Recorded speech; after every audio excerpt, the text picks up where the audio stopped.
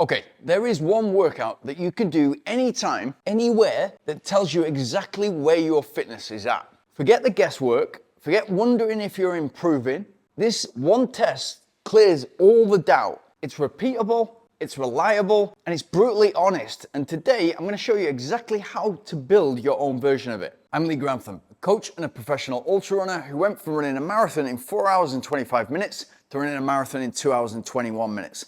And I did that because I wasn't interested in round numbers. I wanted to test what I was actually capable of. And now I help runners do the same. And so if you've got the work ethic, the discipline, that's hardwired, and also the positivity, and you're also not interested in round numbers, you want to go as fast as you possibly can, remove those limiting beliefs, and really go for it, and get in contact by booking a call in the link in the description. One of the most overlooked areas of running and training programs is regular testing. And often runners will go weeks and months, an entire training schedule, and get to the start line, and naturally there's some anxiousness, there's some nervousness whether they can complete the distance at the pace that they're trying to do. But not us. We're smarter than that. We want regular testing in place to know where we're at and what we need to change in order to get to where we're going. So point one is, why do you need regular testing? Well, it removes all doubt as to where your fitness actually is. It keeps you focused and disciplined when races are not there, when they're absent. It helps you to compare yourself against yourself, not against others. It shows you what in your training is working, or if your training is working, and what needs tweaking. And remember, we're always looking for optimizing the training schedule to get as much as we possibly can out of you. It also builds mental toughness. If you're testing yourself on a regular basis, and that's an identical test to what you've done before, so you can compare apples with apples, then if that's scheduled into the plan and you know it's coming, essentially you get to a point with your training that it's like a race, and it's actually more important to you than a race because it shows you exactly where you are. Section 2, examples of tests that you can use. And you can make this as easy as you want, and I'll give you my favorite, something that holds me accountable. I know exactly where I'm at, what I need to change, and often, more often than not, it raises my game. I'm looking forward to it, a bit apprehensive, I want it to go right, but if it doesn't, I go back to the drawing board, fix, and then I can move forward properly. But what we want in this test is part of the training. So you're not going out there and running a race all out and you need 4, 5, 6 days recovery afterwards. We're doing a test that is essentially a training session, and then you're ready within 3 to 4 days to go hard again. So that can be as simple as 10 times 1 kilometer with 60 seconds rest in between. So we keep the number of reps the same, we keep the distance of the rep the same, and we keep the rest, super important, exactly the same, 60 seconds. So what we're getting to see from that is like for like as much as we possibly can. If we're doing it outside, on the surface that we're gonna race on, so ideally the tarmac, the road, I would even do it in exactly the same place as you're used to running, so you can compare as much as possible like for like. But remember, the variables are going to be, could be hotter, could be colder, could be more humid, could be windier, and obviously you can change too. You might have been stressed in the last couple of days. You might have had bad night's sleep. So we keep as much as we possibly can the same. What we're looking to do there is to compare the pace, the average pace of the session, but also look at the effort for each individual rep, the average of the reps, and also the heart rate recovery. Is my heart rate coming down, or is it not coming down as much, and am I not ready for the next rep? If we're looking at all those things together with all the data you've got now from Garmin Connect, your stride length, oscillation, propulsion forward, that cadence, ground contact time, imbalances between left and right, all very valuable data. Another one that I like to use is 20 times 400 meters with 60 seconds rest in between. That will never be a bad session as long as you move up to it. You gradually build up to it, start with 10, 12, get to 15, then 18, then 20. Great session, nowhere to hide, 8 kilometers worth of volume, and a 400 meter rep will always be difficult to judge in pace. But again, we're keeping the rep numbers the same, 20, 400 meters, we're keeping the rep length the same, and we're keeping the recovery, again, super important, 60 seconds. What we're getting to see is, okay, how fast can we run them? And that might be, and it was for one of my athletes in COVID, that might be your primary target. So he started with 10, 12 reps, moved on to 15, moved on to 18, and his goal was to run 20 times 400 meters in 65 seconds. And that was his weakness. His top end speed of being able to run a kilometer or less was his weakness. And therefore building that and actually having a target on a regular basis, he could do that all out every 3-4 weeks. Once races opened up again, stopped being cancelled, he was able to run a marathon again. He ran significantly faster for the marathon and went from running 3:03 for the marathon to very quickly within 2 marathons running 2:30. And a big factor of that was he was almost forced to work on his weakness, because being extrinsically motivated, he needed something to target towards. And this became the target. This became the test. Now, my favorite tests, absolute favorite, because there's nowhere to hide. And as I said before, it lets me know exactly where I'm at. Now, not everybody's lucky to have access to this. I can run 8 kilometers uphill, almost from my doorstep. And so you've got 8 kilometers or 5 miles uphill. The gradient is varying as you go up because it's a natural mountain. Sometimes you're at 3%, sometimes you're at 10%. Average gradient is 6%, but you don't need a mountain. I will tell you in a second a variation of this, which will work just as well, if not better. And what I do for this, essentially a time trial, is 5 miles, 8 kilometers uphill. I know the hill like the back of my hand. I know that sometimes it's steeper than others, but I'm running it completely to effort.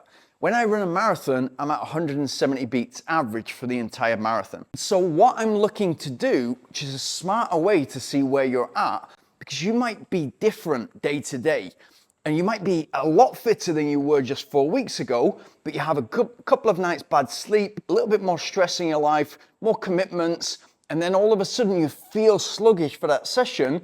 It's not a good indication of where you're actually at in that moment. So I run it at marathon effort.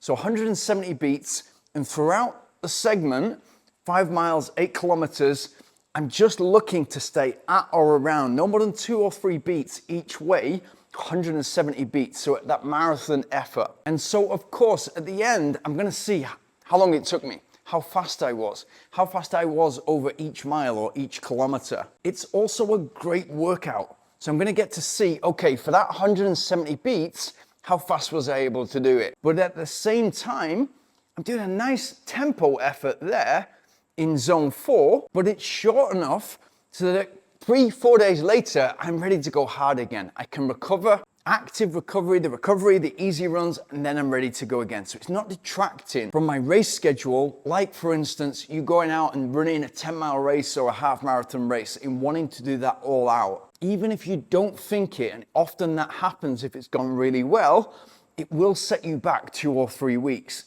The training will be a little dulled. That's not to say that it's the wrong thing to do. It's just that this continues the momentum forward, especially if you're locked on to an A goal, something like a marathon. Section 3, why the hill test really works and why it could be that secret weapon that you're looking for. It's not about racing anybody else. It's just you against you and comparing over time, many efforts, how you're moving forward. It's also unlikely that 5 miles uphill or 8 kilometers uphill is ever going to be a race that you do. And so just by that, it removes some pressure, and it's just about, okay, where am I up to? What do I need to do to move forward?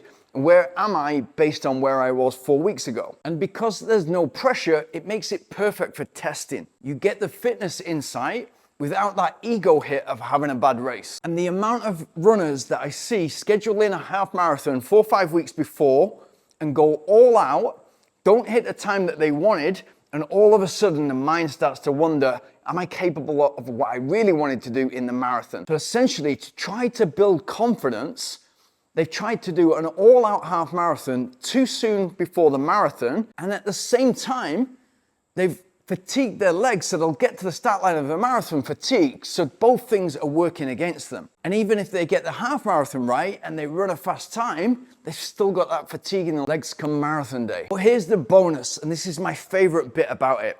What you get as a byproduct is you become a good hill runner, along with the hill reps that I highly recommend that you do regularly to get that power through the glutes, hamstrings, propulsion uphill, and you become naturally a better runner, better biomechanics, fast feet, fast mid-foot to toe transition, you're off, and that translates into your flat running and all your running too. What you also realize is because the gradient is changing, if you're able to do this outside on a mountain, is you'll realize that it's actually all about effort and almost nothing to do with pace. I know that when I run a marathon, I've got a certain amount of effort that I can give from start to finish. And that helps me judge pace if it's a super hot day, super cold day, if it's a hilly marathon. There is nowhere to hide on the mountain when you're going uphill. You can't slow down a little bit, get your breath back and go. You become very good at judging your effort whilst becoming efficient at running uphill. Section 4.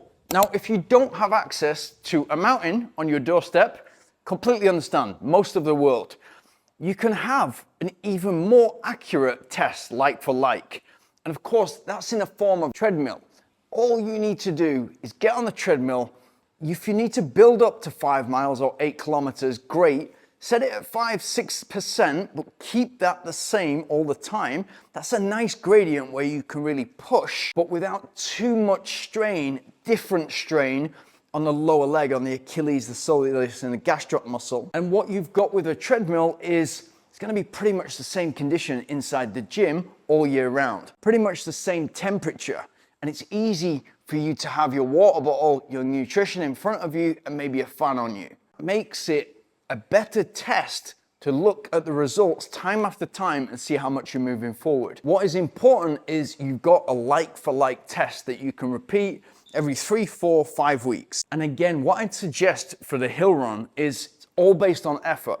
So if your marathon pace, the last time you did a marathon, your average heart rate for the entire distance was 160, 165, 170, whatever it was, stick to that heart rate and try to work only to that heart rate or within 2-3 beats. So you'll have to play with the speed whilst you're running to make sure you're at that effort level. And again, then you can compare how far did I actually go and at what pace. So all you need to do is pick your test. Highly recommend you go for the hills because you've got them working in your favor. Both the power, the propulsion through the glutes, hamstrings, the faster feet. And also if you're lucky enough to run outside, you've got like downhill as well, conditioning the quads. But if it has to be the test of 10 times a kilometer with 60 seconds rest in between, try to do that on the surface that you're going to be racing on.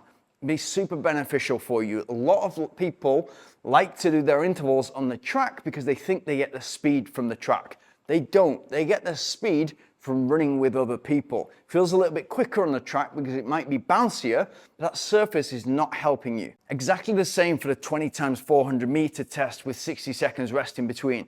Great test. And as I said, there's nowhere to hide in a 400 meter hill. So you'll be able to see week on month where you're at and how the training is working for you. In addition to that, I'll put a couple of long run videos on the screen right now so that you can see how you can improve your current long run to make you even faster.